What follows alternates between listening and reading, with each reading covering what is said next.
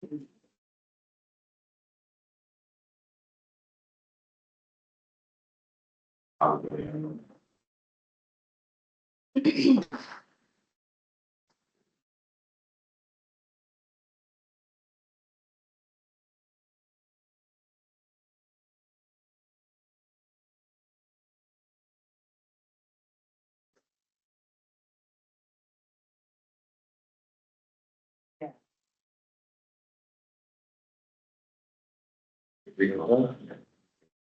how are you this morning? Like they must just all this information up the books and stuff. Oh, that's just. Good morning, everyone. We call to order the March 24th meeting, the Madison County Board of Commissioners. My name is Chris Wallace. Everybody would please introduce themselves for the record. Tony Chilitis. Brendan Shea. Rob Simon, County Administrator. Nick Atkins, prosecutor. John Slaney, Sheriff. Rhonda Mayor, assistant clerk. Kevin Weaver with the engineer's office. Amy Race Clark. One should have received a copy of last week's meeting minutes. Move to approve the minutes, dispense with the reading. Second. A first and a second, any other discussion? Hearing none. Roll call, please. Mr. Shea, Yes. Dr. Sneakus, Yes. Mr. Wallace. Yes. Sir? Morning. Morning, sir.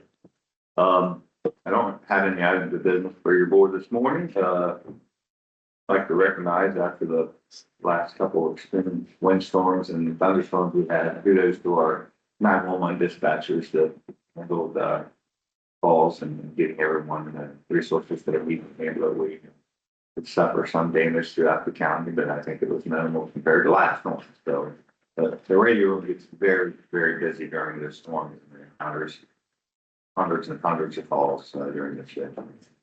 Good job to them. Secondly, I just wanted to touch on, apologize, I wasn't at the meeting last week, but the money that we had addressed was to put the program in the cars. It's called Credit Point Connection, is what those are. And it allows the cruisers, as they're out on patrol, to have that connectivity to the office. Years past, we've always used what one people would mostly know as a jetpack, you know, which has been successful. But we've had a lot of problems and issues with connectivity. Obviously, those are meant to take with you probably when you go somewhere, set up shop, working remotely, not being around in a car. So that's going to create a very good program for our deputies out in the county, keep that connectivity to the communication center, and most importantly, thinking moving forward, you know, from body cameras at some point, it'll give it that higher connectivity to the cars and for the download speed of the body camera. So thank you for that. Sorry, I wasn't here to address it. Always appreciate your trust with me that we're going in the right directions. But other than that, I don't have any items of business unless your board has anything with me they'd like to discuss this morning. Don't believe so. Thank you, sir. Wonderful. Appreciate it. Mr. Atkins? Morning. The only thing I wanted to share was that yesterday I had a conversation with Dan Brown from the Brown office. And we spoke about the solar project. I provided him with everything that I had on the documentation regarding the discovery request. And some other email communication I had with counsel for the solar project. So I think he's in a good place now, and we're going to have an open line of communication if he needs anything. But I think he's all set. That's all I want to share. Thank you.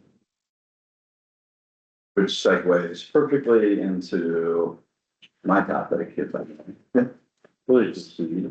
So for you have a letter of engagement from Brown Law Office, Daniel Brown attorney, to represent Madison County in the Sloopy Solar Project.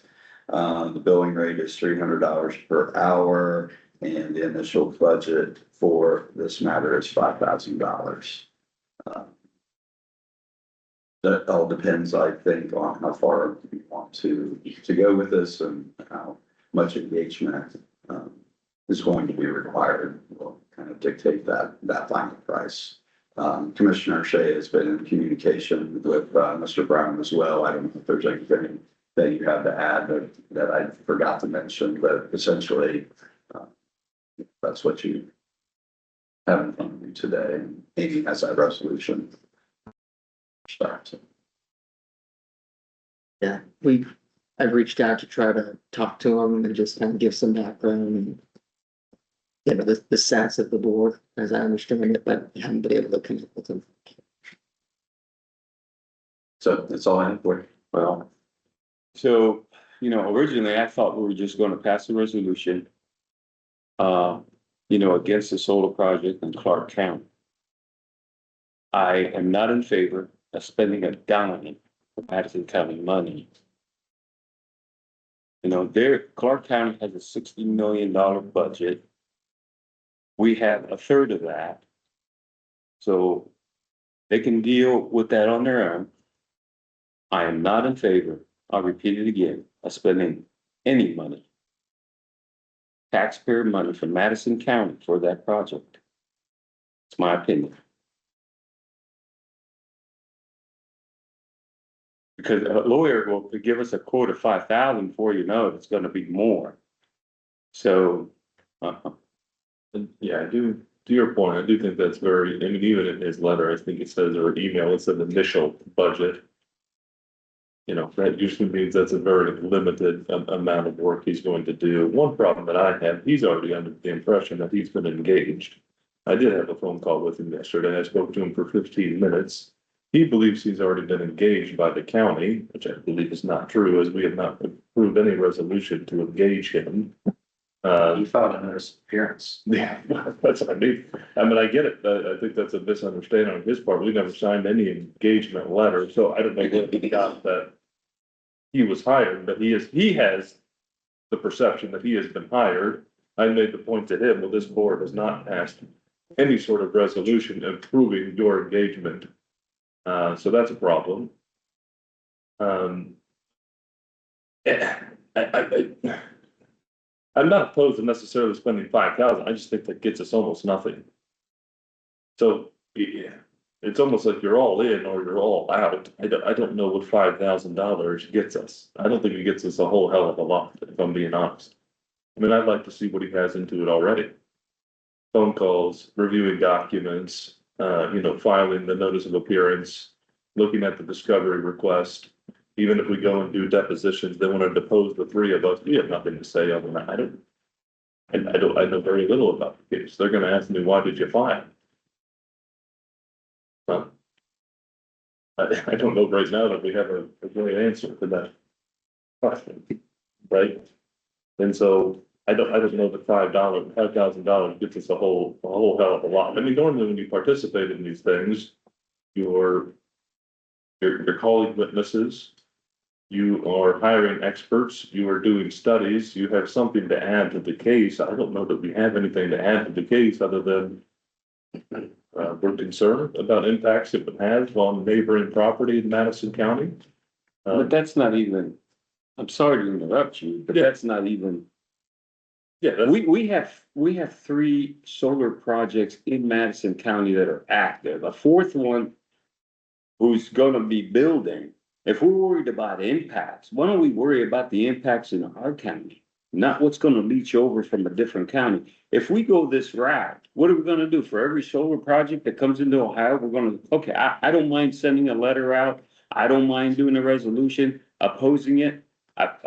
Years ago, me and Mr. Wallace, we voted to not have any solar in Madison County. There hasn't been any new solar in Madison County since we did that. It's not that we want the stuff. Already voted against it. I'm worried about Madison County. We have projects here. If we're worried about leaching, water, whatever, we need to address it here. And now we got one still in the Supreme Court that we filed that one. That was expensive. Thank God, the trustees joined in and helped us out. We're doing everything we can in Madison County. I don't remember any other county supporting us during that process. I never got a phone call from any of the other surrounding commissioners, nothing. So now we're gonna be, on a high horse trying to stop solar throughout Ohio? No, I'm not gonna spend the taxpayers' money on that. We have other things that are more important. I'm gonna quit talking because I'm gonna get in trouble. Yeah, I would just say that I have no intention of intervening in projects throughout Ohio, but this I was gonna is a say that. project. Well, this is a project right on our, literally on our doorstep. Yes. The same effect it was on their doorstep, they did nothing. Yeah, but this is adjacent to thousands of acres in Madison County, so I see. What that about it's- the adjacent acres in Madison County that already have solar? We already have solar projects that are adjacent to thousands of acres in Madison County. What's the difference between that and going outside our boundary? Well, projects that already exist and that there's nothing you can do at this stage, right, is different from a project that is in the application stage. That's,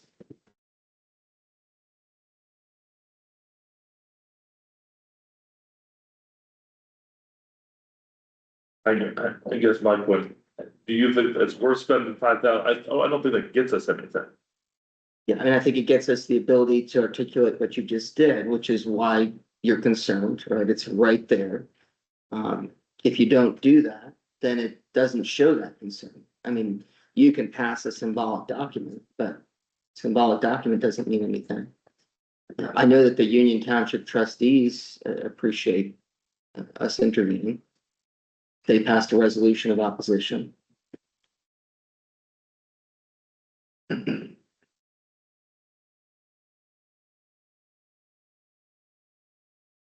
I think when he says initial, I mean, he's not gonna say this is the quote, because he doesn't know how in-depth we're gonna get. And I haven't had a chance to speak with him. I've tried to contact him a few times, but he doesn't know what our intention is.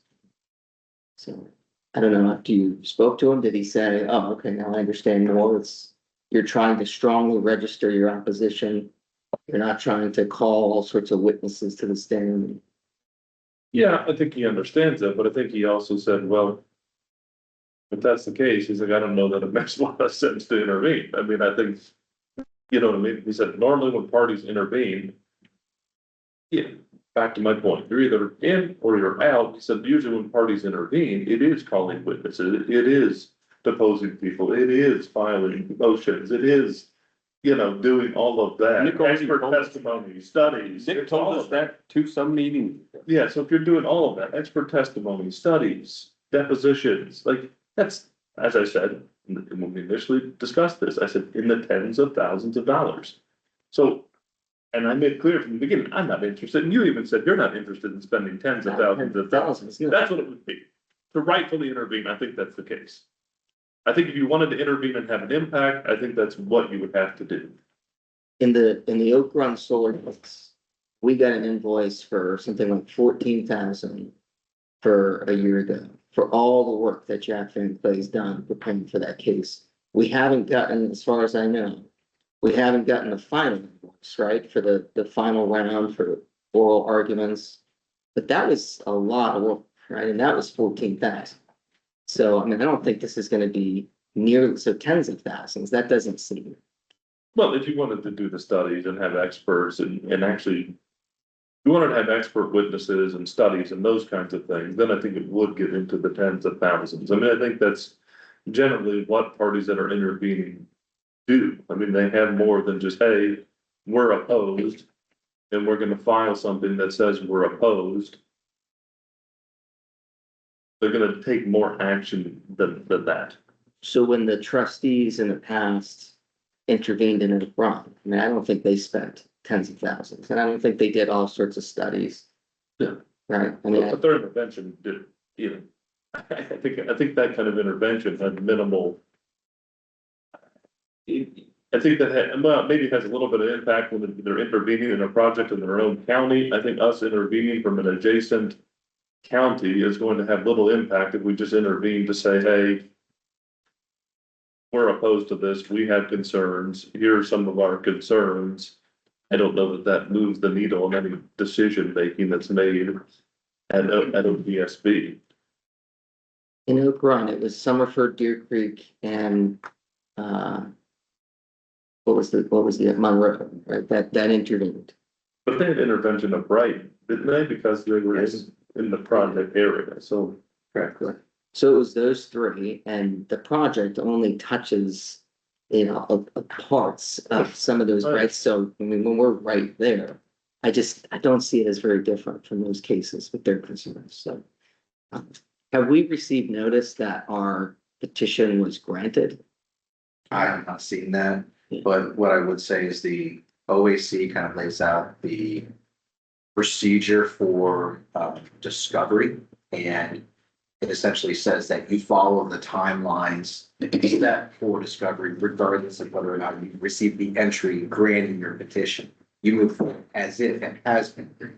Yeah. So, and that's what I would say. You know, if I were Dan Brown, I would be most concerned about right now, if he was representing you. The timeline for responding is like now, right? I mean, it's Yeah, and I think that that, 15-day deadline is like now. Did you gentlemen have a conference call with him yesterday? no, we couldn't align our. Well, when I talked to him, he said, I'm having the That's what conference. he told me the same. Yeah, I'm having a conference call with both of you at 4 o'clock. Yeah. Brendan And I said said that four wasn't gonna work, and I tried, offered other times. Yeah, and I had 3:30, so we couldn't find anything on the calendar, but to Nick's point, you know, that urgency, and we've conveyed that in an email, you know, those timelines, maybe that's why he is further along in the process I'd say so. than without the signed letter. And I would also indicate that counsel for the solar project has been very clear that they're not going to accommodate any extension of times for compliance. Yeah, well, they had indicated 15 days. Yeah, And Dan came back and said, well, the statute says 20 days, right? So that wasn't even something that they can enforce. I think right now we're at 16, 17, something like that. Yeah, I mean, I conveyed to Dan through email, and we had yet to receive the letter or the quote. I conveyed the urgency. So to Rob's point, I mean, I think that's why Yeah. he's thinking, okay, we gotta move forward. And I was soliciting that quote. I wasn't saying you need to file for us. That's why I reached out directly to him though, because he did file. I assumed that happened last week when I wasn't here and I saw his notice of appearance. But when is the upcoming deadline? You said we have what, a few days, Right. matter of days, not even a week. Yeah, it would be this week. I would have to do the count of days, but it would be this week.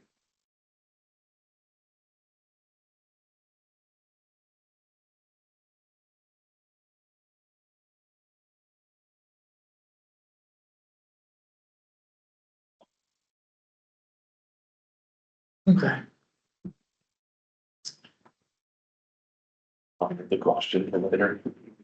Well, as I mentioned, you know, it's a resolution, documents, and I'm about to present to the board later on today, so that's all I have for you gentlemen today. Unless you have anything else for me. Lots of irons in the fire, happy to talk about all of it. I think all good for now. Okay. Thank you, sir. Engineer's office? Yes, sir, on Blade Run, the bridge last week, off to a good start. We're very pleased with the interaction with the contractor so far. So we're very pleased with, Eagle Bridge up to this point. So that project, again, just as a reminder, is scheduled to be closed until early in July at this point. Hopefully it will be faster than that, but, you just never know what's gonna happen for weather this spring. Other than that, we've got a couple culverts underway, so keep an eye on Facebook for updates on, road closures and those sorts of things. Very good. Thank you, sir. Appreciate it.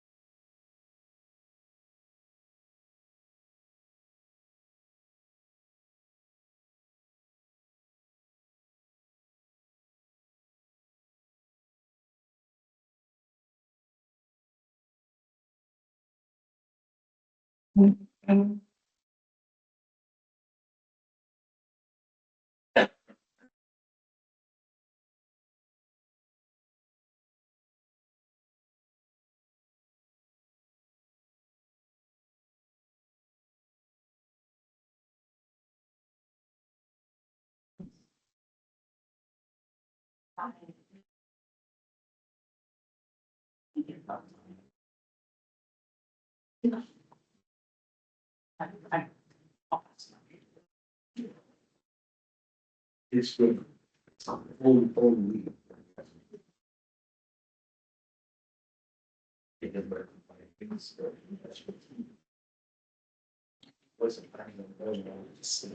Reminded me that.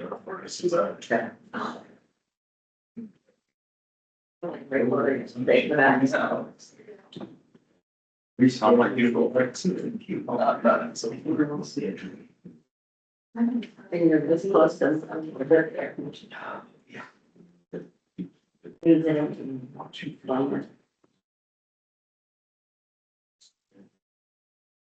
Steven something. Is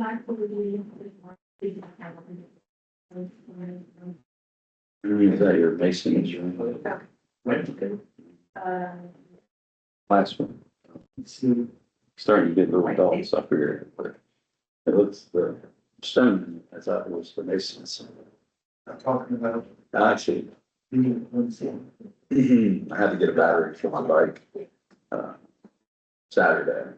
And, the guy at the Advanced Auto Parts had a Mason's right now, so. Tried to do the handshake to see if I could get a discount. Is there a handshake? I don't know, I'm not a Mason.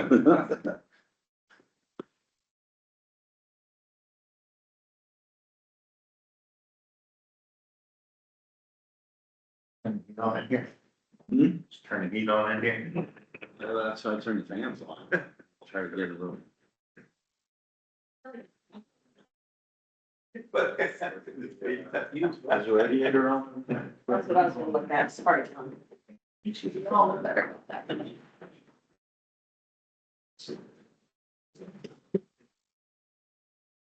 I would say yes, it was on.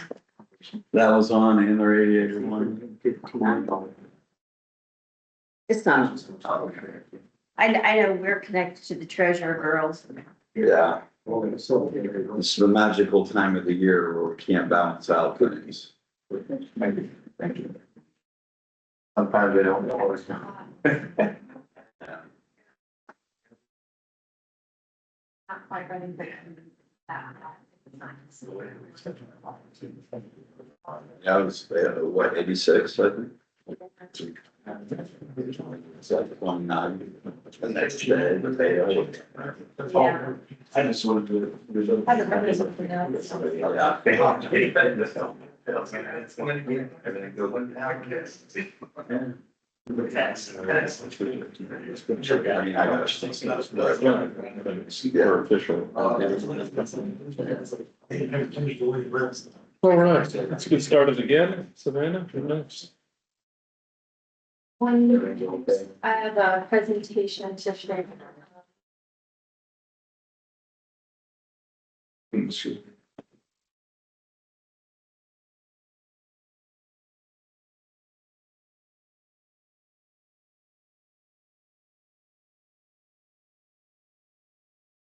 So I, a couple weeks ago, came to the board and, mentioned about the 2942 TIF. And so I just want to talk a little bit more about that, and then talk more about the project and kind of the need for it. So, if you have any questions along the way, please shout them out.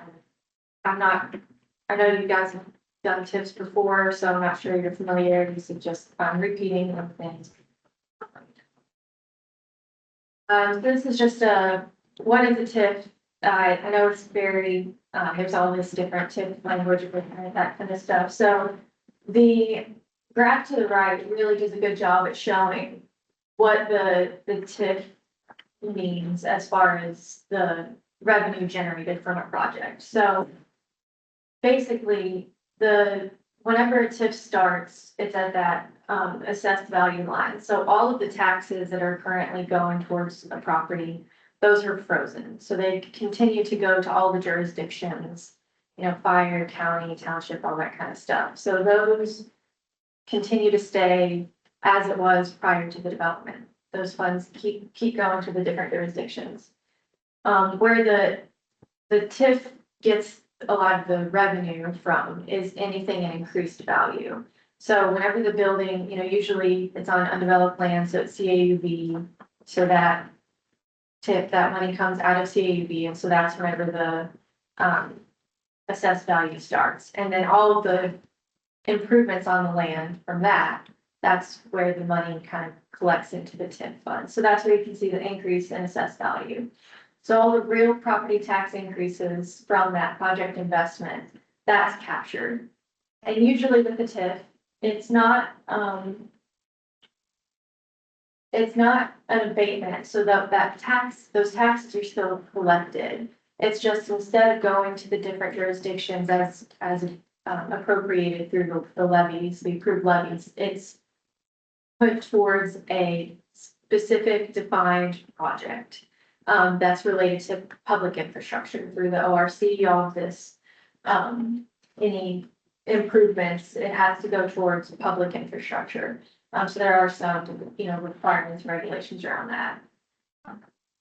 So it could be for however long the term is. There's a lot of different ways. It depends on what the needs are for the specific project. Sometimes it's, it's a large project, so the captured funds can go over a longer term, 30%, 30 years, 100%, and anything below that, but that's the maximum for a TIF. So all of that said, and then, so that's where the increment comes from, because the property taxes are collected from the increased value, but all the previous taxes flow as it was before. Something important to note is that, like with any economic development tool, there's that but-for clause. This is, the development kicks off with this investment of the public infrastructure. Without the investment from the public infrastructure, you don't get the increased value because it's really unlikely that the project will move forward. So that's the balancing of utilizing tools like this. It's really ensuring that, investment today pays dividends in the future, because whenever the TIF goes off, all of that increased value will go back to the jurisdictions as it originally would have been planned. So that's kind of TIF questions on that. So to talk specifically about the project, so this is really for the sewer, the wastewater to get from 29 all the way to the other end of the roundabout at 70. And a lot of this kicks off because of EVs. So they've been an established company. They've been here since 1990. They've done several investments over that term, which has added, increased the tax base. They manufacture aluminum trailers and semis. They have locations all throughout the country, only manufacturing in a couple of locations though, Iowa and Pennsylvania, and their headquarters in Pennsylvania. So it's a good company. They've been here for quite a while and continue to grow. Is the 550, just here, or is That's that across the whole company? That's total across the whole company. I'm still working to get final information on what the current employment is and then the additional employment. But as part of the project, they have stated that their construction cost is going to be about $12 million. So you can see the map. The blue is where they're currently located, right off of 70. And the red area is where their potential expansion would be. So that's where the 12 million expansion is. The TIF, I know we've gone back and forth on, are we going to have a broader TIF to cover the whole area, or is it just going to be for this one parcel? The benefits of widening it, the scope to the whole area, is that it captures additional value from future projects. But we, through doing the math and trying to evaluate what our actual goal is with having a project, we decided to just narrow it to the project that we have been talking about, the EV project. So that's why it's just focused on this parcel. So what this calculation shows, so we're proposing a 75% over 10 years. So a couple different reasons for that. Part of it is because with that, 25% of the funds are still going to the jurisdiction. So 25% of the increased values still going to all of the jurisdiction, the school district, county, the township, the fire, all that stuff. And 75% would be housed specifically for that sewer infrastructure. So as you can see, year one of that increased value, 133,000 will be going towards the sewer infrastructure, and 44,000 will be going to the jurisdiction as is. Right now, I don't have it up here, but right now that red parcel of land is contributing $3,000 to all of the different jurisdictions. So that's part of the kind of discussion with the value that having a TIF or any type of tool like this is. It automatically, as soon as the development happens, it increases the current property tax revenue from 3,000 to 44,000 in total for all the different jurisdictions. And then the full term of that over 10 years, it would be, just multiplied by 10, 1.3 and 400,000. So that's how that maths out. As far as the partnership with the water and the sewer district, so this would be in collaboration with them. They have the bid opening, I believe it was close to 2.5 million for the entire. It's either 2.5 or 2.8. Yeah. So, which was well underestimated, the 3.2. Basically, the 133,000 per year will go to the water and sewer to help offset the cost that they have spent to put the sewer line. Yeah, so they have a 30-year 0% EPA loan, so that debt service payment would be about 86.6. So this, more than covers that cost, plus about 50,000 residual that can be held for longer term to make additional payments if development didn't happen as fast as anticipated. So what happens after the 10 years? After the 10 years is away and all the revenue goes back to the original jurisdiction breakout. So after 10 years, the tax will be 1.7 million for the next 10 years? So after the 10 years, the property taxes would be 1.7 indefinitely. Right. Because the property value would have been. After the 10 years, Until it's reevaluated. right, but after I want to make sure I understand it. After the 10 years, that 133,000 and 44,000 goes away. Well, So then they'll pay tax on what's evaluated. Yeah. What they have there at that time. I got you. So- Put tax on the appraised value. Right, yeah, appraised value. That's what I meant. So for that 10 years, that 133 goes into kind of a side bucket as the auditors collect the taxes, it goes into a side bucket. And then with the legal agreements between the water and sewer district, that money is then appropriated to the water and sewer district.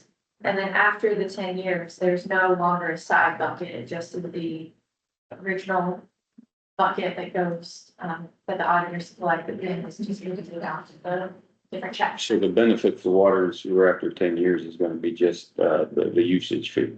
Correct, and tap fees. Yeah. So this pays for that infrastructure. Right. Yeah, and after that, it's. Some of these initial investment, offset those costs. And that residual amount That's $500,000 added into the 1.3 brings it to 1.8, so they're only covering, a small amount after that. So the intention would be that after those 10 years, their customer base is built up by development because the utility is there. Right. So those user fees, those tap fees, would then go paying the rest So of. it'd be beneficial to, as long as everybody agrees, to make a bigger, broader area than just, Well, or do you take care of that when it comes? So there are other projects that are interested in the area. It's just they don't have the sewer, so they can't really execute. Some of those projects are seeking an abatement, and so there is, if you broaden the TIF area, then it reduces the, abatement. Sorry, opposite. If you have an abatement, then it reduces the revenue generated from the TIF. Because the abatement lowers the property taxes. And then there's less money from the increment that goes into the TIF funds. So you often don't see TIFs and abatements happen on this new property because it's, they mostly cancel each other out. There are some instances where you can have them both. For example, in West Jeff, there's quite a few 30-year TIFs and 15-year abatements. So once the abatement rolls off, the increment over the 30 years is distributed toward that TIF. It's a different, it's a longer play on that investment value, capturing it, redirecting it. That's part of the reason to not include the larger, broader area. And then part of it too is, another 1075 is the threshold that you don't have to ask for school board approval. Anything over that, you have to ask for school board approval unless it's a non-school TIF. And part of that is because in Ohio, most of the taxes on property goes towards school districts. And so that through the ORC just gives them a say in what happens with their revenue. So this has less of an effect on the school district because it's not 100% and it's not longer term. So they don't have to agree to that. Is the reason a non-school TIF is not being considered is because it would reduce bucket to the point where it's just not a meaningful difference in this case? Yeah, and so part of the, reviewing this TIF, and looking at it, it was for investment for the sewer infrastructure in this area. And that being 2.8 is kind of the max that would be the investment required. So it's a balancing act of supporting that project to pay for the infrastructure. And we worked with Andy Dosart, and he had all these different calculations. If we brought into the area with potentially some abatements, with a non-school TIF, and really super targeting the 1.8 is the max, but then we also expect the water and sewer district.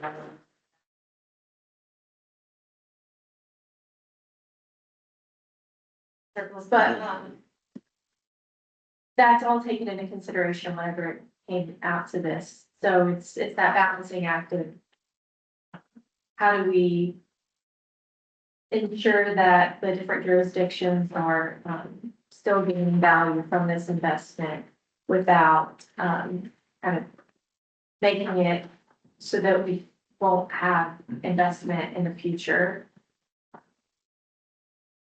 I believe which is reducing the. yeah, and I know we're getting pressed for time, but I do want to mention real quickly that I've had multiple meetings with leadership at EB. It basically comes down to, we have a facility here, we need to expand. In order to expand, we need sewer. If we can't get sewer, we can't expand, we'll take the expansion to one of our other facilities in another state. And maybe we just pull out of Madison County entirely and move all of that to another And location. I wouldn't So, blame them if they did that, because we've been talking about this for, what, 4 years, I believe? Yeah, And it is a good company. I purchased their products, their quality. When you go to these cattle shows, that's all you see is EV trailers. I mean, and it's nice that they're made here, but. Yeah. Now, when they reevaluate the property in 10 years, that won't affect the neighbors, the residential properties. They wouldn't get an increase because of EV being there. not because of EV being there, but Well, everybody's property value would likely. but it went up this year, so I mean, it's gonna go up. I get it, but it's not gonna be, Not always, but, it wouldn't have a direct impact. that's what I'm asking. Yeah. Well, can you just repeat the number you mentioned for, you said this would take care of what portion of the servicing the debt? So the current project, I believe the lowest bid is 2.8 million, so they have a 30-year 0% interest loan. So if my math is correct, their payment would be 86.6, give or take. This brings in 133,000. So it would be more than enough to cover that debt payment, plus there would be leftover. So when you look at the cash flow over 10 years, it just alone with the 10 years, it'll pay for just about 50% of the project. But if they would basically bank that residual amount from the cash flow, that would add another 500,000 into that, paying for a significant amount of the project. So Are they that's where, allowed to do that? Are they allowed to? Oh, okay, if they just don't take it for the payment, it just stays in. yeah, and then, but for whatever reason, if development wouldn't happen as quickly in year 11, right, they still have to make their payment, they have that, Residual. And they can't access those funds for anything else, correct? It will only be for this project. The TIF it's, is required to make improvements for public infrastructure within that specific geographic area. So Yeah. it would, part of the math on the loan, that's just how they would effectively handle it. Is it within that area or for this project? That's for that project. For the project? Yeah, within that area. For the project or within the area, like, Project area. So, it's both? Project area. Yeah. It's called a project area. That's called a project area. It's probably much better to call it a project area. yeah, so their concern is, being able to pay for the project, number one, two, being able to make that debt payment of 86.6 or whatever that is. Speaking based on communications I've had with Mid-Ohio Port. So this is the tool that we have chosen that we think is the best bet to ensure the project happens fairly. We keep EB as a local company, with a good cash flow for Mid-Ohio without, them taking a lot of their capital up front and utilizing it. So, and it opens up the investment for the rest of the corridor, which, helps the Mid-Ohio Water and Sewer District with the tap fees and. yeah, so as Savannah mentioned, there's 2 to 3 other projects, other property owners are interested in developing on that corridor as well. So, without the utilities, that development happens. However, with the utilities, development happens, increases customer base, tap fees, tax base, so forth, so on. So, And one other thing to note, I know that the board and specifically board maintenance has had a conversation or has had a resolution with Jefferson and the township to ensure that some of that, 7 cents per square foot goes to the fire district. This is different because that's for abatements, but last meeting, the township requested consideration for TIF as well. With it being 1075, it doesn't reach the threshold that's equivalent to the abatement. However, with it being a 1075, the township would effectively still be receiving those fire district dollars outside of the 7 cents per square foot. So we can dive more into that later, but so that was taken into consideration also with it being not 100%. Very good. Yeah, we gotta get to the bid opening, but yeah, thank you all for all your work. As far as Tony's point, this has been a long time coming, working with Middle High and needing to get there, so I'm glad to see that we're getting closer. So I appreciate the hard work. Okay, we now have time set aside for a sealed bid opening for asphalt materials. We'll turn it over to the engineer's office. Thank you very much. Slide forward, help me open things. With the chairs, we really appreciate our bidders, and if any of the bidders in the room would introduce themselves, I would appreciate that. Just get started opening things. Sorry, yes, Pierre Pelletier with Berry Asphalt. And then Heidi Snyder with Marathon. John the Vicar, K-Tech Special Codes. Matthew Feasman, Asphalt Materials. Good, thank you very much, appreciate that. We're gonna try to break this into two chunks if we can, liquids and otherwise, so let's do that.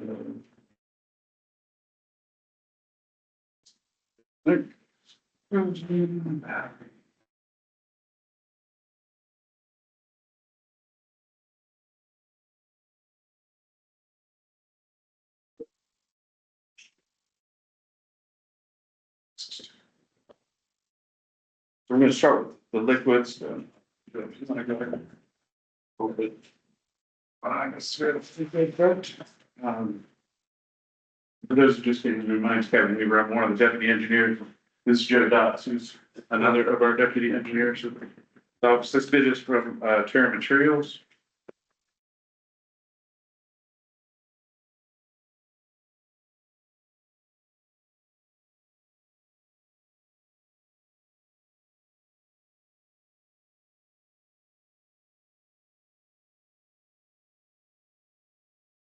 No bid on the solid asphalts, but the liquids are, for the RS2 is $1.87 per gallon. And no bid on the HFRS-2P. In the interest of time, I won't read all of every single item. We will post all of this, and this is similar to the stone bid, which we award all the bids, and based on where we're buying from and where we're working in the county, we will choose the best option for that particular project based on the unit prices. Could you at least read the CRS-2P's number? Certainly. That's typically what the county uses. That is $2.46 per gallon. And then the bulk seal number? $1.40 per gallon.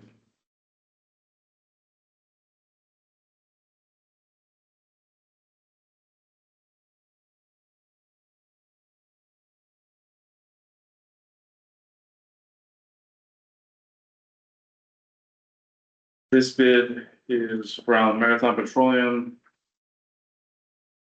No bid on the solid items, and on the RS2, $2.02 per gallon. And on the HFRS-2P, $2.26 per gallon. And no bid on most of the other items. The only other bid they had was on the SS1H, which is tag code, for $2.02 per gallon. That should be all of our liquid bids, I think. Something I missed?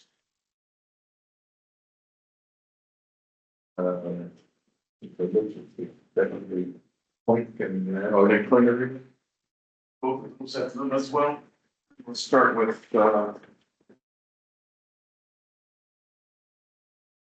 this bid is from Shelley, so I'm gonna put that one on because I don't think they bid on liquids. Thank you. Yes. Thank you. This bid is from K-Tech Specialty Coatings. That's right. No bid on solid items. RS2 for K-Tech is $2.44 a gallon. HFRS 2P is $2.59 a gallon, and no other bids on that page.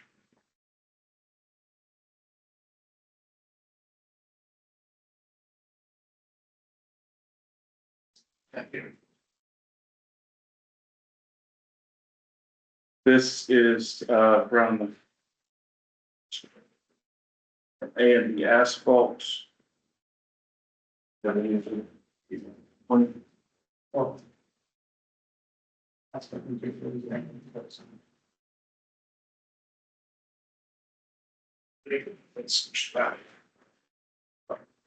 This bid is from Asphalt Materials. No bid on the solid items again. RS2 is $2.50 per gallon. They have no bid on the HFRS 2P. And the SS1H tack coat is $2.60 and the fog seal is $1.93. And there's CRS 2P. Thank you, is $2.61.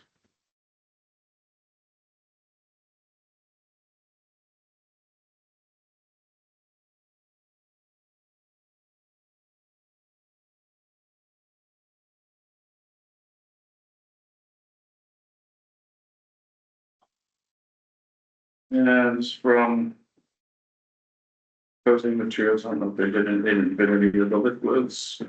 That is, all the liquids good? Okay, so let's move on to the pavement items. We'll start with this one, coating materials. And we will read the type 1 and type 2 on these, unless anybody has anything specific they'd like to hear. Otherwise, the 448 type 1 from proposing is $90 per ton. The 448 type 2 is $90 per ton. And 448 service course is, sorry, those first two were intermediate course. The third is service course is $95 per ton.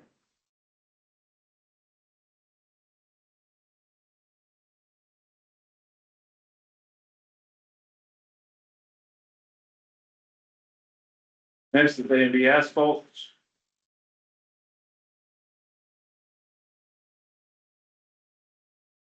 And 448 intermediate course type 1 is $89 per ton. A 448 type 2 intermediate course is $82 per ton. And 448 surface course type 1 is $89 per ton.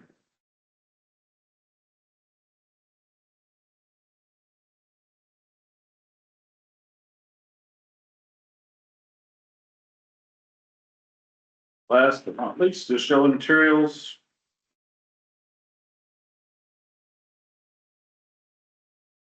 $448 intermediate course type 1 is $89 per ton. 448 intermediate course type 2 is $79 per ton. And 448 surface course type 1 is $89 per ton.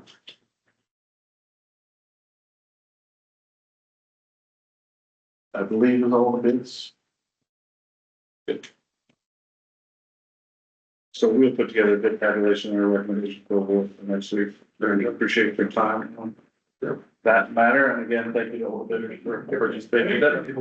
Thank you, should we see those numbers? So we have. We should have a bid tabulation out in the next couple of days. Like whatever you said. You, just email the office engineer. Yeah, that we can. Yeah, send it. Yeah, thank you.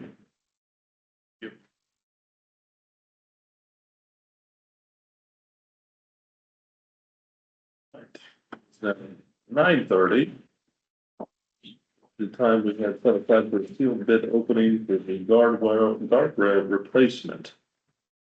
Thank you very much. The guardrail replacement is thankfully 100% ODOT funded project up to our cost cap, which is $300,000. Anything over that, we are required to pay for the difference, or we set it up so that we can cut back the quantities to try to stay underneath the funded amount. So this is a good project. It's various roads throughout the county. We'll get guardrail replaced that's primarily how, Joe, probably 20 years and older. Some of those sections. Are you guys physically doing the work or?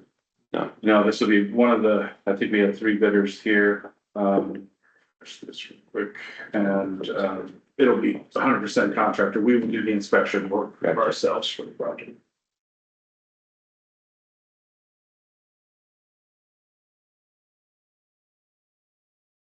It's just a second to download. With 4 bidders.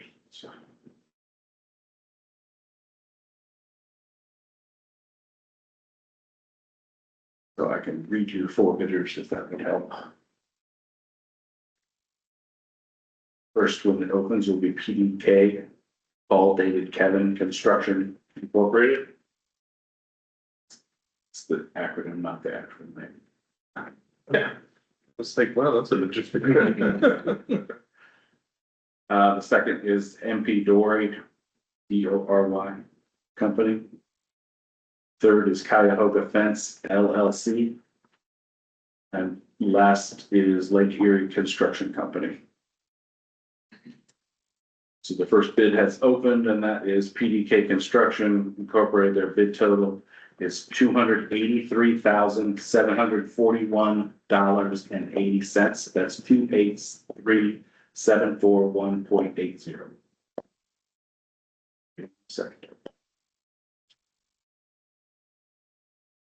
Second bid has opened. That's MP Dory Company. Their bid is $341,648.50. That's 341,648.50.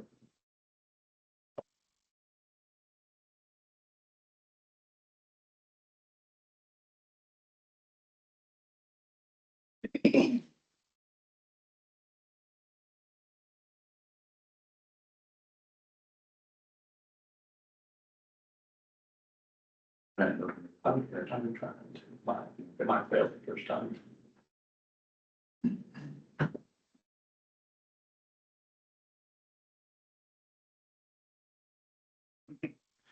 Okay, the bid for Cuyahoga Fence has posted, and that bid is $335,814 and no cents. That's 335,814.00. Last bid is still queued and downloading.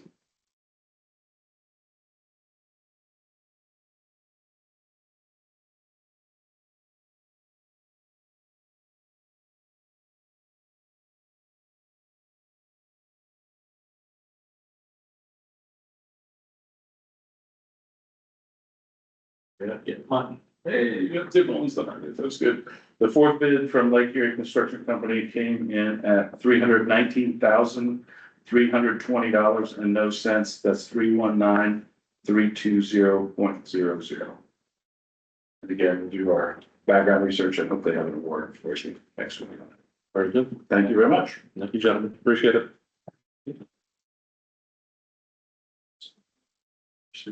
Coffee. Yeah.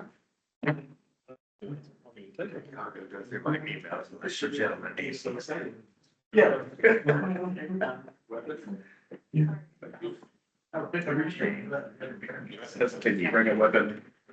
Hey. Hey. Yeah.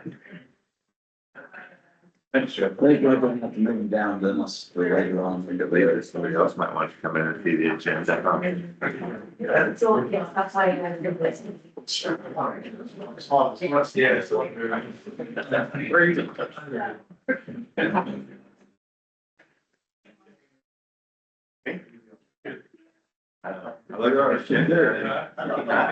You're our security. Roughly proud, right? Yeah. I've always got trust.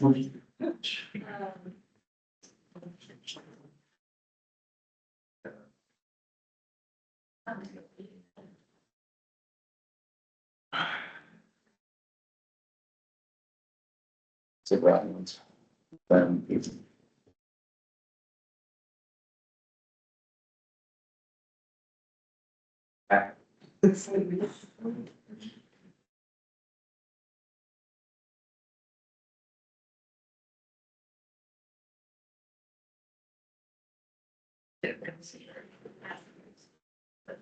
It looks messed up.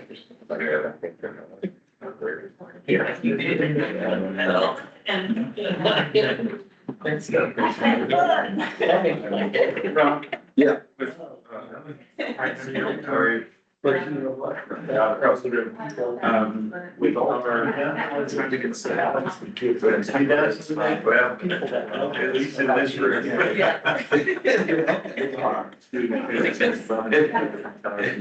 So we're bringing somebody in to try to, he's basically shaking it up and then doing some judgments. Anyway, do you have? Here for a temporary. Instead of. I don't know, I can tell I'm scared because I'll have a commission checking the surplus. See how. Yeah, I should very happy. Okay. I think you got this, yeah.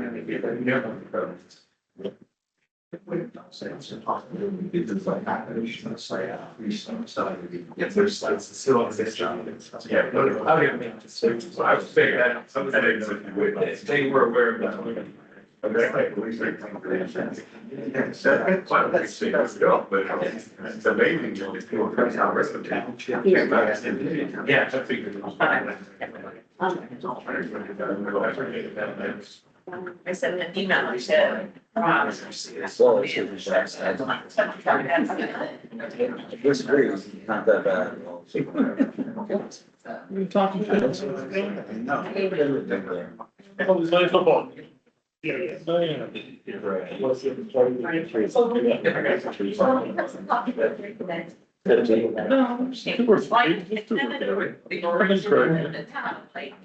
No. Yeah. So. Well, you gotta get more. No. Keep it fresh. Yeah. So when I was downtown, yeah, it's like, yeah, I'm gonna pick one up on the way around, because we're drinking, I guess, you know, usually have something on the way. This, it was amazing, it was like a, you know. You said 60? There's. Two of them. It's a big goal, not big, big goal. It's not good. Would they believe? Metal said easier for powerful thing. Yeah.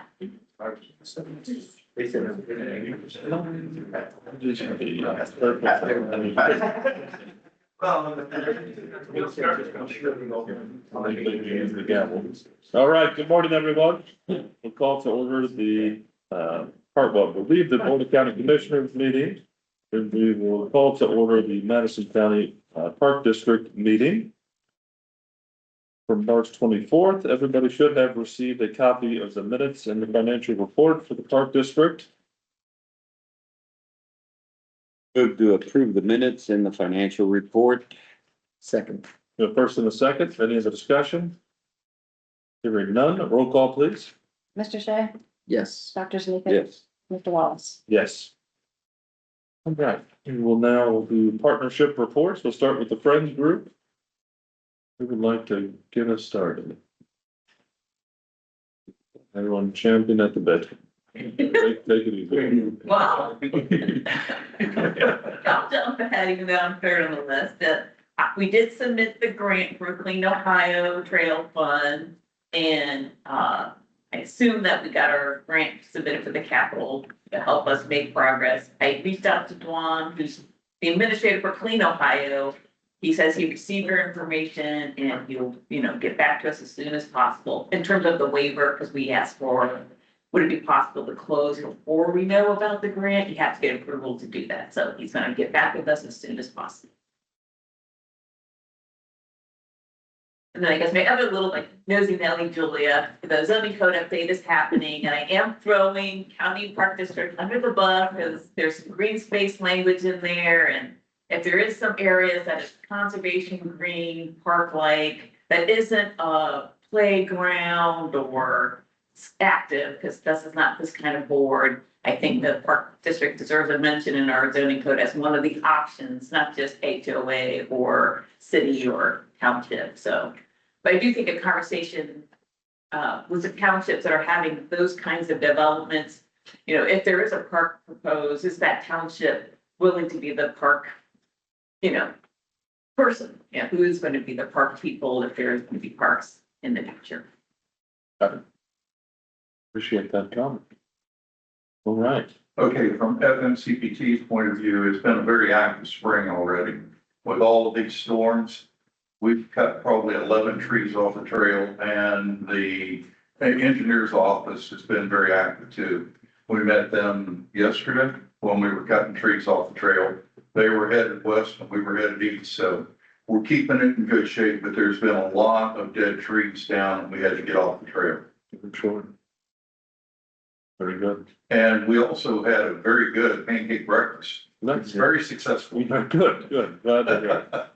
We made about 10 grand counting sponsorships, online auction, silent auction, and the Andrew program. Fantastic. That's very good to hear. That's a good one for us. We also had 9 campers this year so far, which is the most we've ever had. In this, at this point. To this point, At yeah. this point. Very good. Anything from the engineer's office? And further, just really do appreciate what the Friends Group is doing as far as the trail maintenance goes. Because we were dealing with so many other things, that's very helpful to have some volunteers out there trying to get some of the trees on, but actually such good things. So thank you. We leave the big stuff. We can't handle it. That's good. It's good teamwork. Good teamwork. That's right.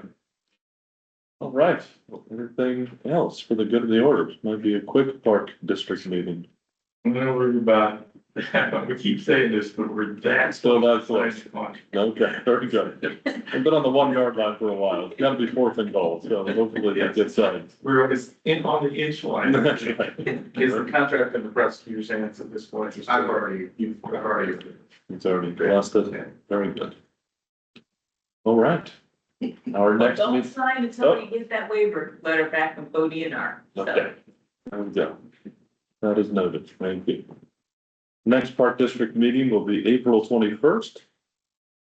This park district meeting is now adjourned. We will resume normal session. Thank you. Quick and easy. Appreciate it. Thanks for being here.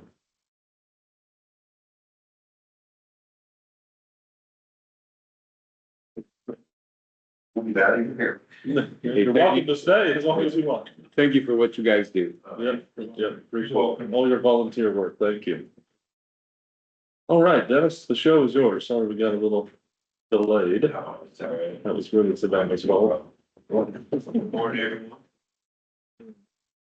Want to update of what's going on so far, with the zoning resolutions and the comprehensive plan and everything else. So I did meet up with Darby on March 2nd, Jefferson Township, Pleasant Township on March 6th, Jefferson on March 5th, and Deer Creek just last night for the comprehensive plan. And they seem like they're in favor of everything. There's a few changes we need to do with Deer Creek. Miscommunication, I'm assuming. But everything should be ready to go forward with that. So with that being said, the zoning resolution. So we have Holly from Crossroads Community Planning, who is spearheading, pretty much tearing apart the zoning resolution starting from the beginning. There were so many issues with it, old languages, stuff we don't use anymore. And then some new rules and regulations that has happened, or because of lawsuits happening in other places, we're trying to fix everything that we have in ours. So on March 3rd, I received an email from Holly in order to say, you know, this is the first draft. So I sent on March 4th, I sent it to all the boards. So everybody from subdivision review board all the way up to the gentleman here. I'll have a draft copy of it. So on March 17th, we did have a meeting with the rural zoning commissioners. And a lot of members from subdivision boards, zoning appeals, regionals were also there. And Holly basically just went over what is planning, you know, why is it important, you know, why are we making changes that we're making. You know, she understands that there were some things that she was missing in the draft. So Holly and I have been going back and forth on some things that need to be put back in, just oversight. That's all it is. So she's putting a lot of stuff back in there. It was basically like conditional use that was You know, it was somehow, some reason it was not in there, so she put that back in there.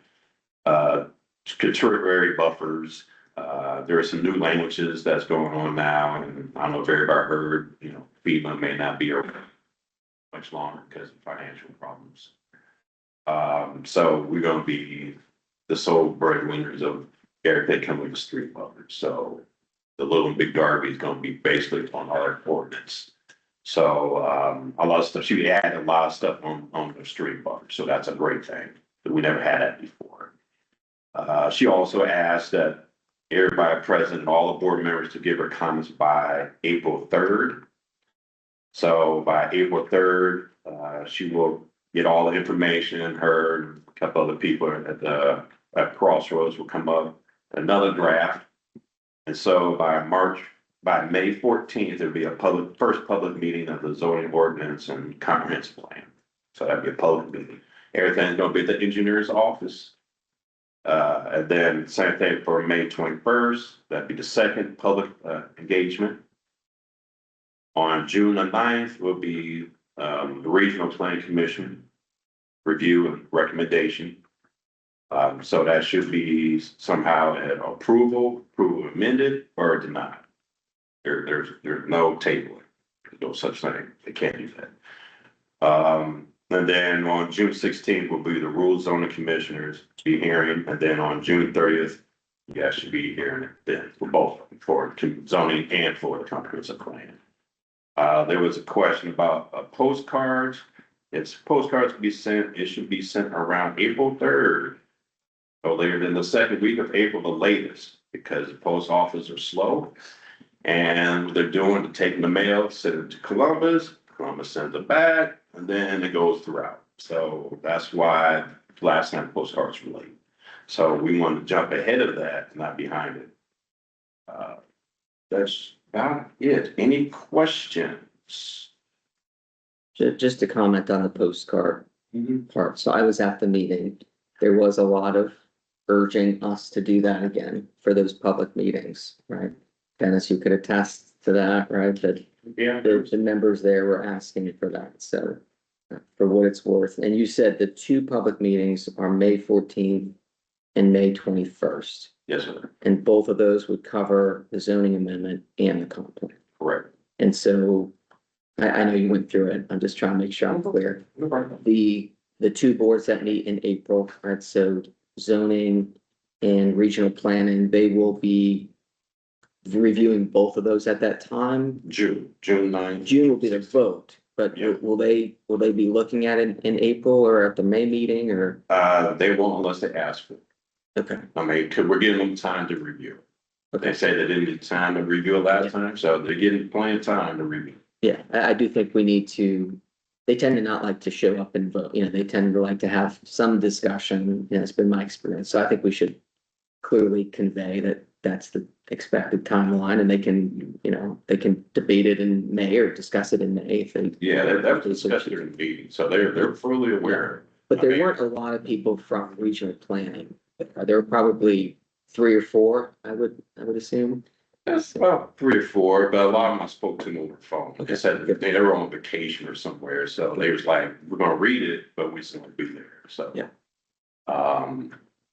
I think this will give them enough time to read it, look over it. Like I said, they have until April 3rd to make comments. They're all aware of it. And those are the days that Holly will be there, you know, because they took the reins and they went forward with it. So they know exactly what's in the ordinance. So, you know, if they want to discuss it with me, that's fine. We can talk it. But she won't be able to show up. Those are the days that she's able to show up and, you know, go over things, or her partner or somebody else from that community planning. They can have more questions, ask questions, answer them and stuff like that. Makes sense. Yeah. Appreciate it. Any questions? Additional questions, concerns, comments? One, an entity has to initiate the process to start the clock. It has to be either the county commissioner or someone. Full zoning commission, do we have an idea when to officially? I think we were delaying that just so we had a pretty solid document. You know, so we didn't run out of time and run past the time limit. So, if everybody agrees, to the current draft or what Holly's working on now, when would you anticipate an official, action to kick off the process, starting the clock? And that, like I said, it could be done by either entity. Last time it was a county commissioner, so Yeah, just, something to keep in mind. yeah, so if the county commissioner vote on it, it could be anytime after the second public meeting and somewhere around regional season. So they see it on June 9th, public meetings on May 21st. To me, like if we know there's an issue, you know, coming from regional, then we can push it back, but right now, those are dates, but I say it's closer to June 9th. A few days before whatever, you know, next meeting you guys have, you know, that should give it enough time where after that, hopefully the boards will all go ahead and approve it, go forward. Because I can't remember what the ORC says or AOC on this process, because it's like, you know, within this amount of time, 15 days, then this, and then it has a timeline spelled out that we have to comply with. So I just want to make sure that we are. Yeah, you'd like to follow up with me, just to make sure that we're kicking off that process at the appropriate time. And giving ourselves enough time to complete the process. Yeah, I think it's like 90 days for the entire process, and certain things can't happen prior to or after, and we just have to kind of map that out, I guess, so. Make sure we're in compliance with that. So. Yeah, so once that's done, I'd be okay. Yeah, I think so too. Very good. Question in the back? Yeah, Tim Butler. Once this is presented to like regional planning and they make comments and it goes to rural zoning, they'll see those comments and if rural zoning then offers changes and has questions, does it keep going around till everybody agrees to it before it comes to the public hearings and the. If it's approved and amended, it will go forward. And then I will present whatever the changes are, and if commissioners approve it of those changes, and that's what the change is going to be.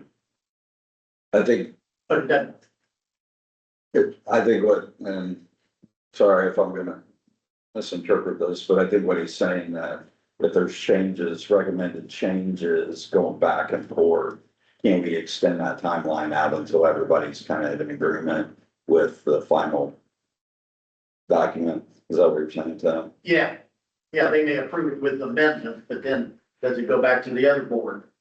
Yeah. With those amendments and say, well, we agree or don't agree, or Wouldn't it have to go back? It doesn't have to go back. If they approve and amend it, it still go forward, and I will present what those amendments are. And if the board agrees with it, it still goes forward. If they don't, then, you know, whatever they agree upon will still go forward.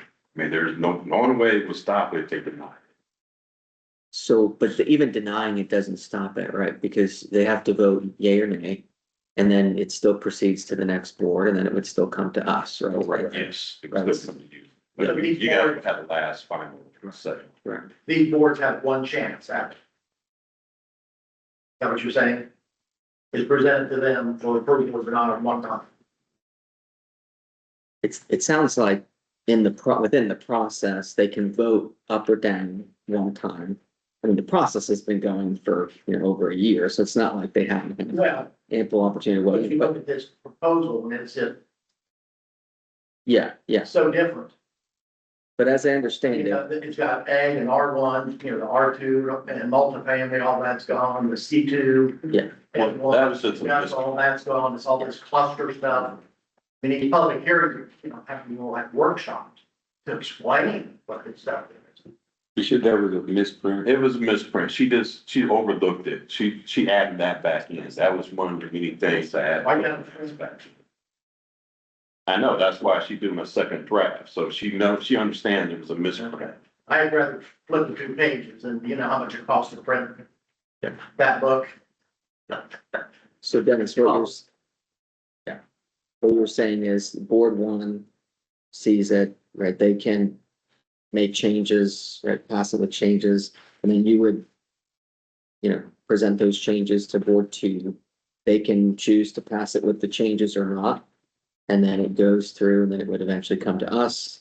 And then ultimately we can use, right, the final version or a different version, right? And that's Correct, yeah, so I give you guys everything that came up. So any comments you guys don't like certain things, that won't be in it, certain things you like will be added into it. But with the new draft coming in, she did miss, you know, they missed some of the district conditional uses, like for the ag, conditional use and stuff like that. She's gonna add them back on. You know, like I said, it's a big document. I mean, it's a lot to add into it. And starting from scratch is hard no matter what. So it was an oversight on their part. They understand it. So when they come in the second draft, it will have all of it. I made sure a couple times in a couple of emails. Several lines. But We've my got next some. concern is, this is still an amendment to the 2002 zoning. Correct? Correct. So you've got to look at this document, where you still got the original zoning, and then you've got to figure out, well, what's been changed and back and forth. Why in the world is this not just the new code which is there? That's all you have to look at. I don't understand. Me neither. Yeah, I didn't think that was the case. You would only rely on the amended version as the most recent version for enforcement. If you were to start over and do away with the existing zoning and impose a new zoning, every existing violation will be grandfathered in. Yeah, it's basically like this is a whole new thing. It's basically amended and restated. It's a whole new code. In that it supersedes the old code, but it's an amended and restated. The old code is no longer applicable. The new code is applicable in its entirety. But you don't want to start from scratch with a whole new Okay. code because that affects a lot of other things that are already in existence. Okay, so the book that'll come out, that'll be it. Yeah, you don't have to refer to the old book. That's, you won't refer to the original. Yeah, it's basically an amendment. Yeah, it's basically an amended and restated. And once something's amended and restated, it supersedes the old one. That's the first I've heard restated, so yeah, I understand. Okay. It's gonna be going to refer to it. And one of them. Well, Nick, for ORC, what was the question about ORC? Yeah, so when the process needs to be initiated either by the county commissioners or the zoning commission to actually start the clock in the process, and I couldn't remember what that time frame was. I think Entire timeframe, not sure what you're asking. Well, does that 90-day window, basically we're asking, when does that need to be kicked off? And when do we need to initiate the process? At what point do we need to initiate it for the fourth time? I mean, that's a judgment call, but I would say, my recommendation would be, once you're in a place where you're comfortable with the document. right, and that's the game. I wouldn't get the thought started until you're comfortable with the document. Okay. But, you know, then you have it's kind of like 30 days, 30 days, 30 days. Yeah. Each, commission has that opportunity. And that's the part that I couldn't remember was Yeah. how many, like, I totally agree with what you're saying, and that's the game plan, like have a final product Right. to then move forward with, but I couldn't remember, you know, how many days this board had and how many days that board had. But I thought there was by resolution that the process had to be in. It does. That can be just a simple resolution. I would recommend commissioners just do that when you're ready to move forward. I've got a flow chart that lays out the timeline that each organization has to act within.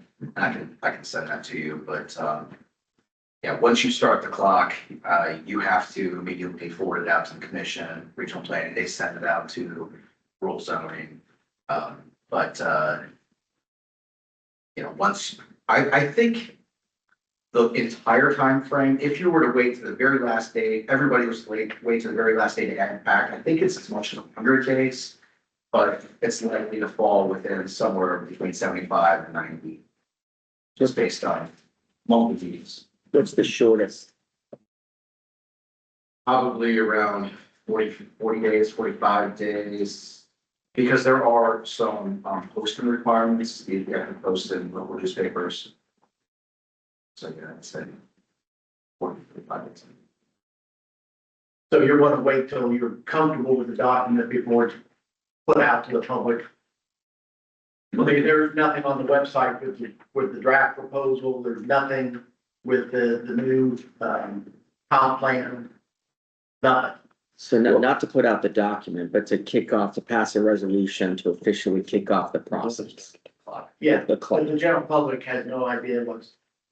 Well, no, we have 2 public meetings scheduled, and once we have that final document, like Dennis said, Holly's missed some things and she's making some changes, so once she gets that product to us, then we can put it out there for public consumption. Okay, same with the comp plan and Yeah. match and.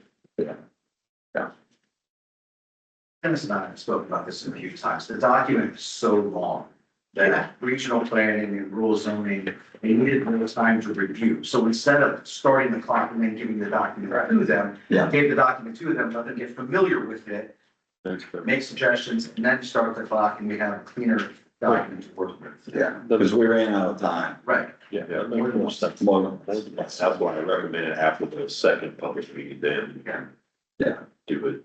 I agree, yeah, once we're all in a comfortable spot, once we're all comfortable with the document, that makes sense, and then kick off the clock. Yeah. All right, anything else on the subject? Going once, going twice, thank you, Dennis. Appreciate it. Have a good one. Thank you, everyone.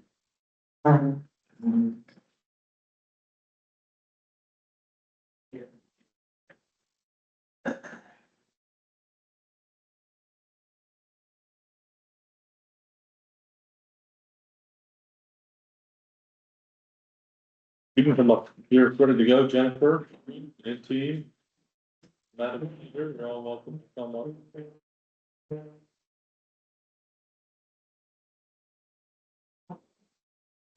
Morning.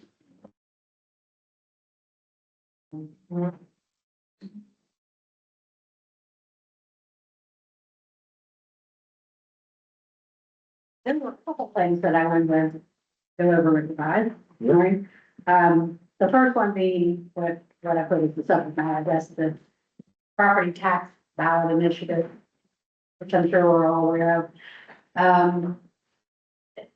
I didn't know if there have been any talks of planning for if this thing makes the ballot, if it does happen, if it gets voted in, to abolish property taxes, if the county has any kind of plan for replacing that revenue. I know there's other counties that have started talking about it or that are planning. I printed you guys a couple of things. Maybe you've seen this already, but, this guy's the treasurer for Butler County, and he's talking about their, talking as a group, putting together a group to try to make preliminary plans if this does happen. So CCAO and MORPC, in fact, I was just at a couple MORPC meetings here in the last couple of weeks, but they feel it won't make the ballot. However, that petition, and Nick, you can help me out here if you don't mind, is it doesn't start over.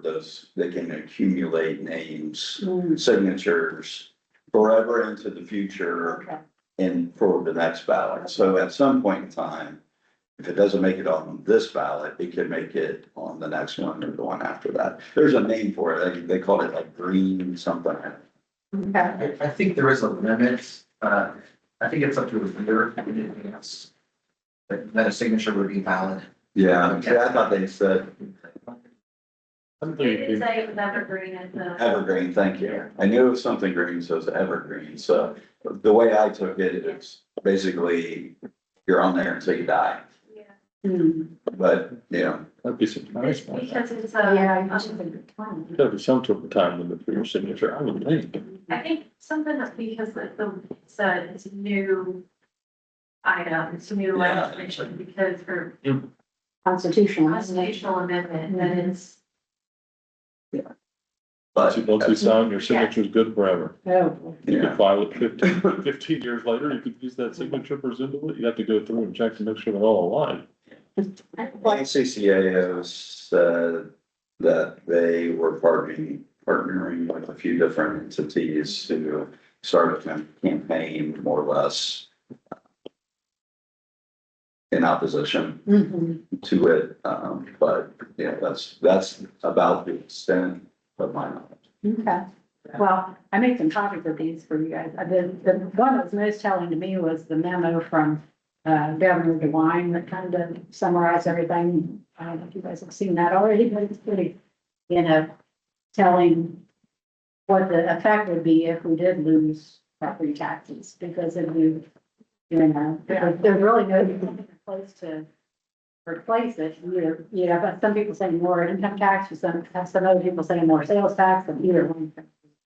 Can you, and I think you did this already for us, but maybe a while back, my memory isn't good, but can you just give us the numbers again, if that were to happen, what the negative? I don't have a total dollar amount, but I remember looking at the sales tax, what we had to do for sales tax to replace it, and it was more than double.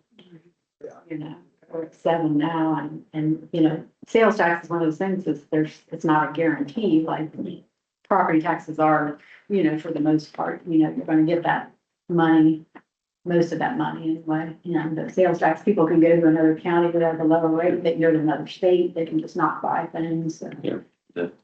So it was just a concern, and I didn't know if your association was, talking about it. It sounds like they are. Yeah, I think the estimate on sales tax was about 15%. So, just something to think about, as this process moves along. What we may do if it does happen. But there's a lot of people that are very vocal that are out there, Well, you can't blame them. I mean, everything is high. Yeah, everything's going up for sure. So, I would be in favor of forming a group, a task force of some kind, to have a twofold charge. One would be to investigate the possibility of doubling the owner occupancy and what was the other one? The homestead. well, yeah. So just really delving into that and what the impact would be. Again, I know you shared the numbers with us, but that is something we could do. And then also looking at what would be the impact if things went in a different direction. That would be a planning tool and a planning vehicle because it would be this time next year, right, if that took effect, right? So we don't have much time. Right. I can't remember what they had in the initiative, if it's supposed to be effective immediately, like 2027. I think so. Yeah.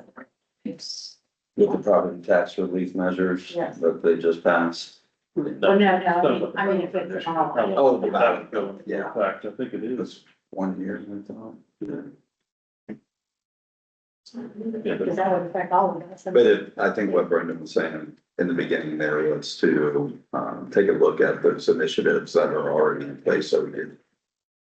That you can offer. That you can offer, and I think bringing stakeholders together around a table to really investigate those and then also say, look, here's where it's potentially going.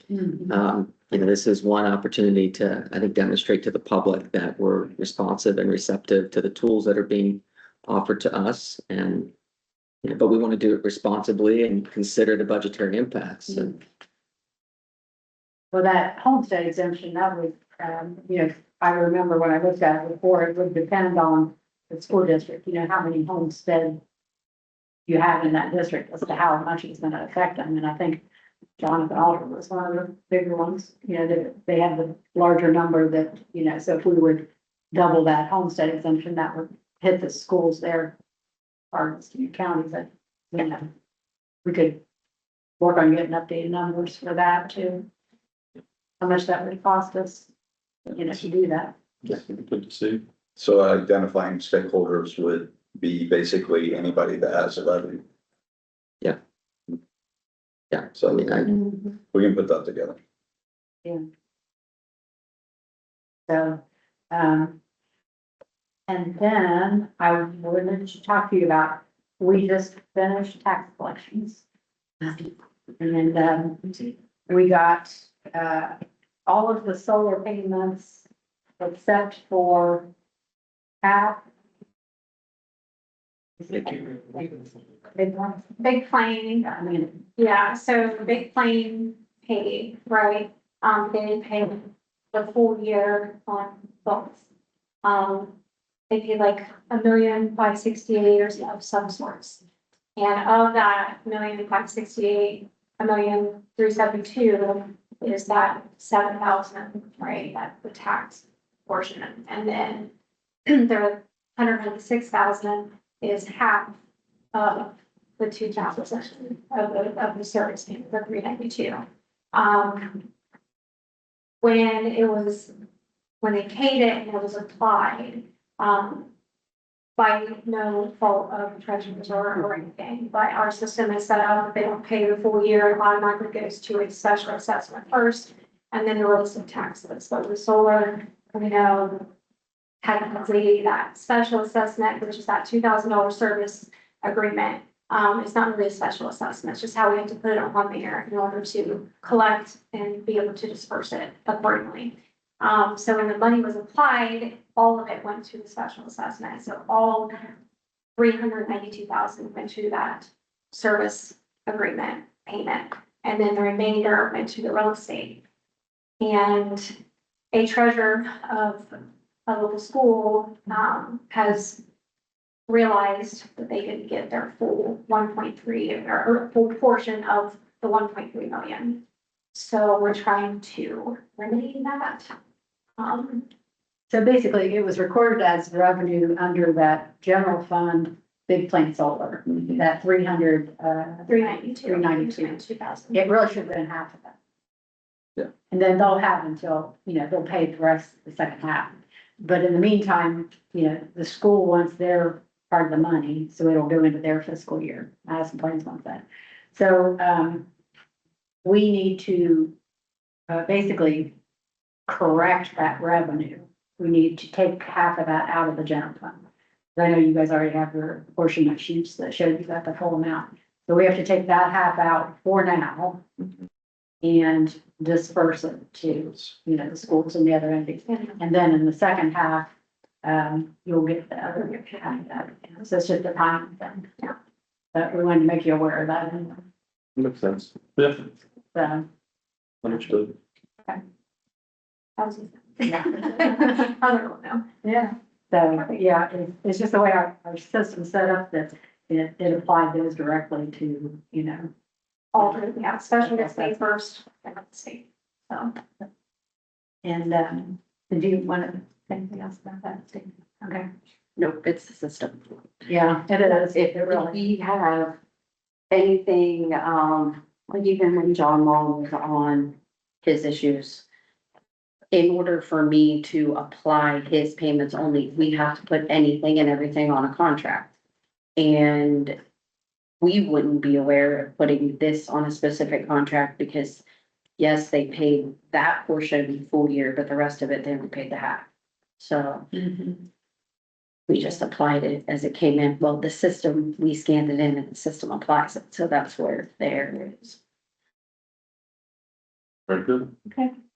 And then, one other thing, I was asked to put together a letter for, USDA for the financing. I just, before I, issue this, I just wanted to get some more details, I guess, about the project, like, I'm telling them, yes, we have the capacity to issue debt of 13.5 million, but, I guess I just wanted to know like what the plans are for paying it back and more details about the plan. Yeah, so we have a $3.5 million USDA rural development grant that will go towards the $15 to $17 million project. And it appears that the USDA rural development loan is the best avenue unless we find something else out there that has a lower interest rate. So we're going through that application process through USDA. So that's just one of those required documents.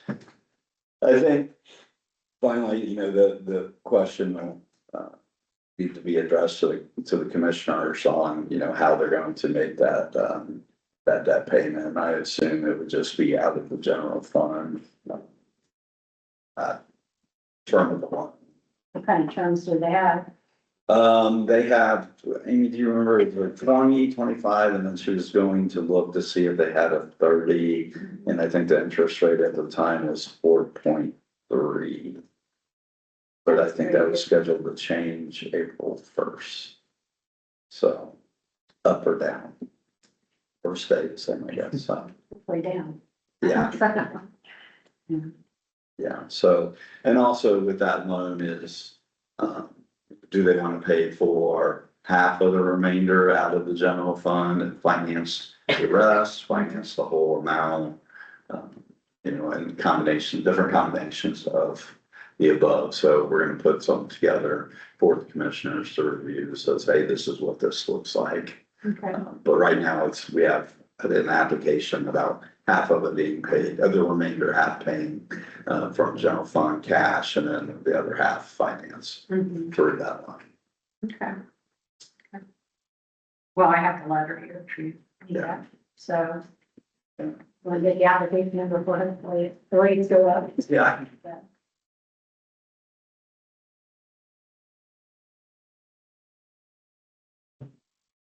Thank you for that. Appreciate the letter. The only other thing I had was, Billy requested me to ask this about the city of Dublin annexation, if you've heard any more about the status of that, because that's going to affect our, we're in the process of doing our revaluation, and, they pushed all the deadlines back for filing our abstracts with the state, abstract value.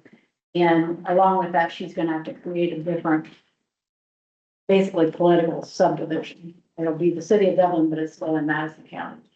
But we're gonna have to get some more, documentation and that kind of thing. I didn't know if you'd heard any more from that. I know they have a certain period of time to respond, but. Yeah, so the annexation went through on I can't remember how many acres it was, but they've recently purchased additional property in the county, but they haven't petitioned for annexation yet on that. But Okay. that initial annexation, unfortunately, had to go through. It went through, Yeah. yeah, 79. Yeah, so 79 acres. Yeah. As an update for fellow board members, I've spoken with the commissioner in Miami County who have been advocating with our association for a bill to give commissioners a veto authority when it comes to cross-county annexation. That bill currently doesn't include regular annexation.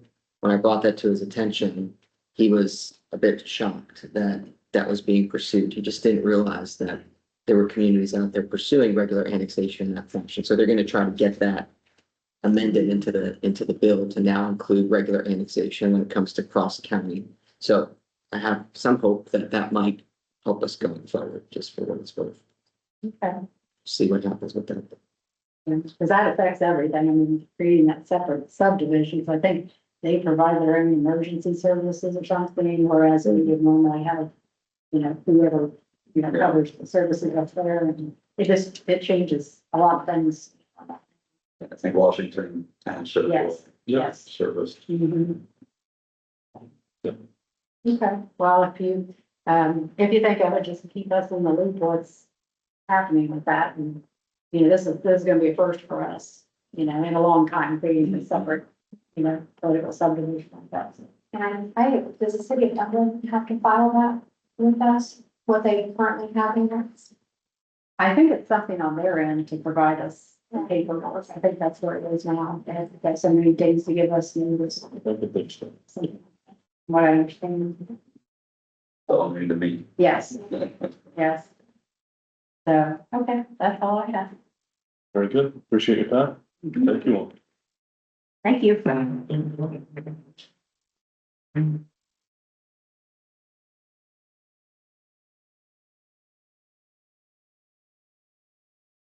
Maybe the show is yours.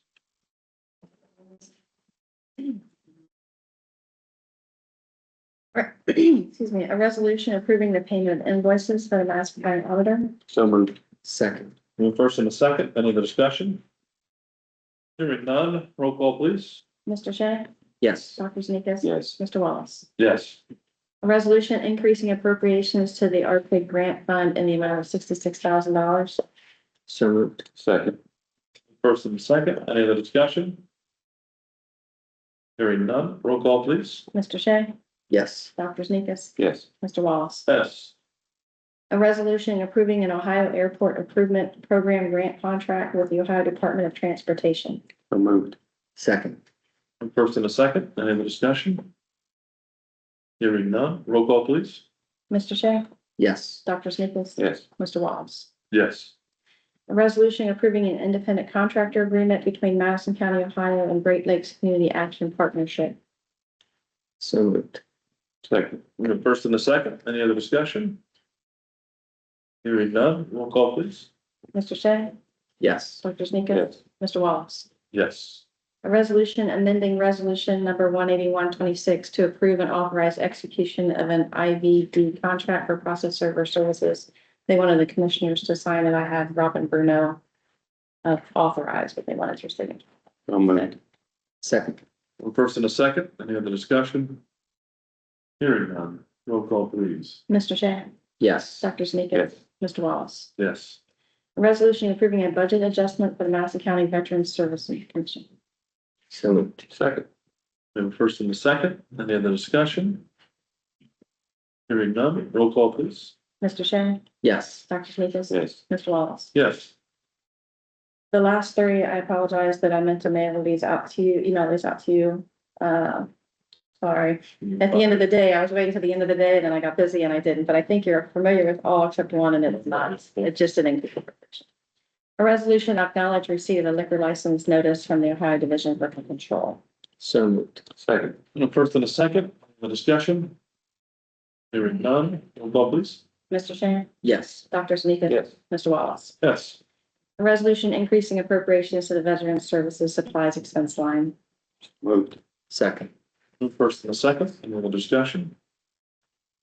Hearing none, roll call please. Mr. Shea? Yes. Dr. Sneakus? Yes. Mr. Wallace? Yes. A resolution approving an engagement letter between Madison County, Ohio and Brown Law Firm LLC. So moved. I'll second. The first and the second, any other discussion? Hearing none, roll call please. Mr. Shea? Yes. Dr. Sneakus? No. Mr. Wallace?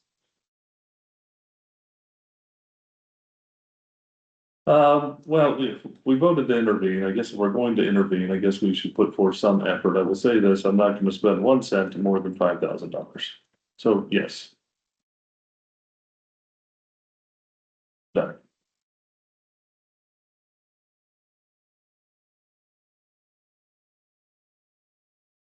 Sorry. Thank you.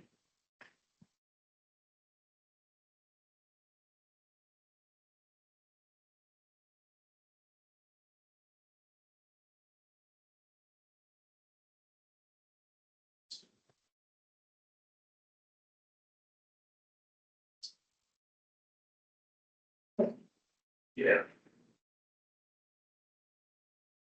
Hey,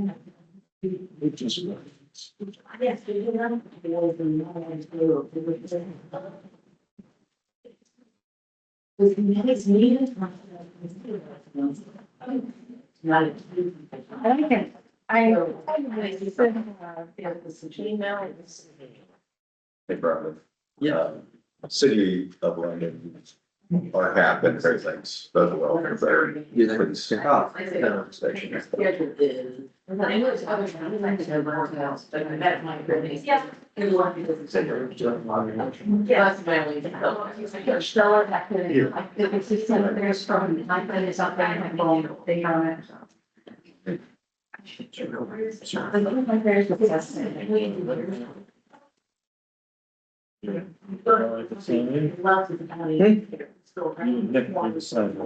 This is for everybody, it's illegal, it's for the USDA thing.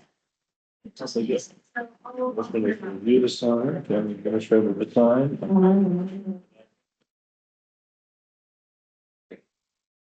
Are we adjourned? Did you officially? Yes. Meeting adjourned. Meeting